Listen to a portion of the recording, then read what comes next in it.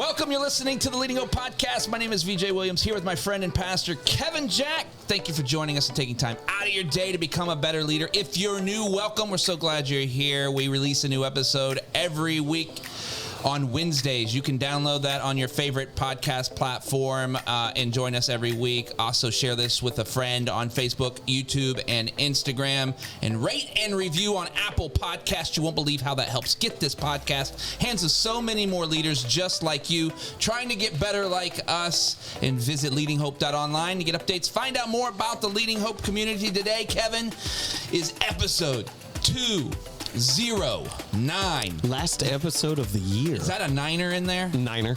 It is the last episode That's of it. 2023 is no longer. This is the last one. That's it. Goodbye, 2023. Oh my gosh. Well, before I forget to tell everybody, Happy New Year. Yeah. But this you've titled. New year, new me. Yeah. Oh, is that the, yeah. That's 210. Come back. It's the theme of every year, of course. 209 for the joy set before. Yeah. So I just kind of want to use this as we're like right on the edge. We're 4 days from the new year to kind of circle, like bring it all the way back to the start of this year. Yeah. So we started this year talking through this. I labeled it this year for me as this is the year of hard things. Yeah. And the idea, just quick summary, because most people have heard it before. Right. Just the idea was to say, like, I know the growth is in what is difficult, and delaying the difficult is where the pain is. Yeah. The equivalent is if you have to, like, get a shot or something like that. Like all of a sudden, like as soon as you tell your kid, they break down crying whole way to the doctor. Yep. Then they get it. Was that so bad? No. Yep. It's like, then stop doing that. Yeah. And the way I was doing that in my own life of I knew a difficult decision or process or something that had to happen, and I would just delay it because I didn't want to experience the pain without realizing that I was actually elevating my own level of pain. Yeah. Because it's in the delay. Yeah. So here's the thought that I want to get into, just kind of how this is shaping how I view goals, activities, habits, behaviors. So the idea comes out of Hebrews 12, where it says that Jesus is author, perfecter of our faith. And then it gives this line, who for the joy set before him endured the cross, scorning its shame, and sat down at the right hand of the Father. So simple piece in this passage is like Jesus endured torture and embraced on the back end glory, but he was able to endure because he knew the good that was coming. Yeah. So this is just kind of like, for me, this has just been a significant verse. Like I've written it on. Ready? So like, this is just kind of like my reminder right there. Oh. It says, sorry. Put your glasses on. There you go. It says, let me see this. For the joy set before. At his Apple Pencil. It says, There you go. For the joy. How did you get that on there? Oh, they mark it. Look, ready? I got my. Oh no, I don't have my Whoop on today. But like, I've got on there. Like this is just We don't have shirts in the store for that. This is just my constant reminder of like, hey, we do things not for the joy on the front end. It's good. We do, like, if the joy's on the front end, then it's probably not healthy. Yeah. And it's probably not significant. If the joy's on the back end, then that is just like a cue. I'm not saying it always is, but like it's a cue of to go, this is probably meaningful. Yeah. And this is probably long lasting. Yeah. So here's the thought I want to give is we often look at the goals that we set or the things we want to enter into or the person we want to become simply on that goal, like, I want to accomplish this. I want to be this. Does that make sense? Yeah. Like we view it short-sighted. And just to add in the layer of to say, not what do you want to accomplish? What are you willing to endure? Yeah. Because we go like, I want to run a marathon. And I did this a couple of years ago. I was like, I want to run a marathon. And then I got the training plan. And it wasn't like, just to be blunt, like it wasn't the level of effort, although I wasn't excited about the level of effort. It was the amount of time. And I just went, I'm not willing to endure that amount of time gone to that by myself running on those different pieces. And so it was just like a quick opt out of to go, I would love to accomplish it. I'm not willing to endure that. Yeah. And I think we do like one of two things. We either don't acknowledge the enduring part that is necessary, and we march towards things that aren't worthy investments of our time, or we just look at the difficulty and we just opt out on the front end. Yeah. I think, it's such an interesting scripture. Yeah. Like it's because it puts you in a position that you can't just, like, you can't unhear it. Like, you know what I mean? Like, it's Jesus. Yeah. Like, you know what I mean? Like, I can't, well, this guy, he was just built that way. Like, no, it's Jesus. Like, and for me, it's like, let's just take influence. Like, most people, not everybody, but a lot of people want some type of influence, whether it's in their home as a parent, maybe on their team as a staff, maybe to help other people move forward in whatever venture they're doing, right? You want to influence. If I just handed you influence, Yep. that might be joy. It will eventually be meaningless because you did nothing to capture it. And I'm not saying you have to fight for No. But if you went through something, and because of that, like, it's like every redemption story ever, the person who's been redeemed is able to take that gift that God has given them and spread it to so many more people than the person that is just living their life. Mm-hmm. Like, the influence is so much more meaning. And the person who has gone through and endured this, their life is so much purposeful. And I'm not saying you had to go through things, but you understand the concept. This influence thing is like, you got to understand how and where in the things you need to actually endure so that you understand what you're actually here for. So you're acknowledging the piece that, like, in the process is where you learn to value what is on the other side. I don't know how do you value something without any so let me take reason to value it. So let me take it outside, maybe it's still within the transformational conversation, but just maybe like a slightly different lens on it, just like a couple clicks to the left. Yeah. And it's just say, like, my curiosity is to go, yes, we need to set things we want to do based upon what we want, what we are willing to endure. But then the other layer on it is to go, what would you want to endure? And you don't have to love every piece of it. Yeah. So we acknowledge, like, phrase people like, it's not overused cliches. It is not the destination. It is the journey that matters. Yeah. It is not arriving. And that's not just simply from the standpoint of, like, you wouldn't value the destination if you didn't go through the journey. It's also from the standpoint of, like, you're only at the destination for a second. And so if you can't enjoy the journey, like we get into, like, great athletes, and, like, Kobe Bryant's talking about, like, loving practice. Yeah. Loving the process. Yeah. Like, even it was like, the games are awesome, but I also loved getting up at 4 a.m. and putting in workouts. That's the thing that I grew to love over time. So, like, I look at that for myself. Like, I love the work of the church. Right. Go ahead. You said something really interesting there, though, and I don't think when you were 12 and teaching kids that you actually, like, you loved the pieces of it, but you didn't love the process of it. You grew. Kobe Bryant didn't start out of the gate as a 6-year-old. You grew to love that. Yep. I think it's so important. Well, if I say it like... Because no one listening to the podcast says, I can't wake up at 4 o'clock tomorrow and lift 7,000 pounds 10 times. Exactly. Like, no one's thinking that, but they grow to love it. Yes. So good.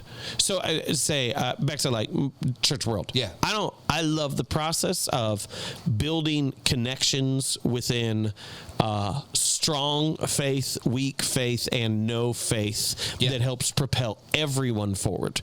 I love building cultures. Yeah. Like, I love it. I don't love every conversation I have to have in light of the building cultures, but I love it. Right. Like, and so, like, some people are like, would you ever do something other than this? Like, I love it. Right. Like, in, like, preaching, like, I love the process. I talked about it a little bit last episode. Yep. Like, I love Monday morning. I love Tuesday study. I love refining outlines. Like, there's no part of that I'm just like, now I've got to do this piece of it. And so like some people are like, they love the event.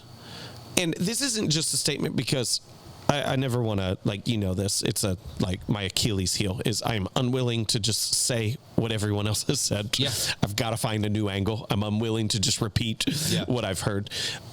The thing that I want people to see is not just I love the process, but you must pick destinations that you will love the journey. Yeah.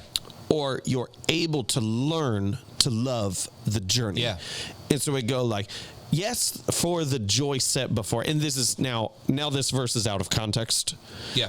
Which I'm not trying to just like if I'll there's bring any that back in a second. I have a question about it. Keep going. biblical people on there. But to say like, so no longer talking about the verse. Yeah. To say, I think we need to find things that we are willing, not just like I'm going to tolerate enduring it, but I'm going to enjoy enduring it. Yeah. Let me just one quick thing and to say like, parenting is all process.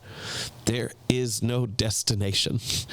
And if you don't learn how to love getting ready in the morning. Yeah. I'm not saying you love every piece of it. Yep. Like my phase of life right now, getting them done, getting them organized on homework, teaching them how to do responsibilities, enjoying those times. Yep. Because like if you're a parent, and I know not every, like I know a lot of people aren't parents who are on here, so hopefully this illustration makes sense. Like if you only live for vacation, it's not worth it.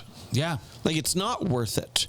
And so don't just pick things that you like the outcome. Pick things that you will be able to learn to love getting through it. That's so good. That's so good. I know. I just want to bring back the verse real quick just for this one piece.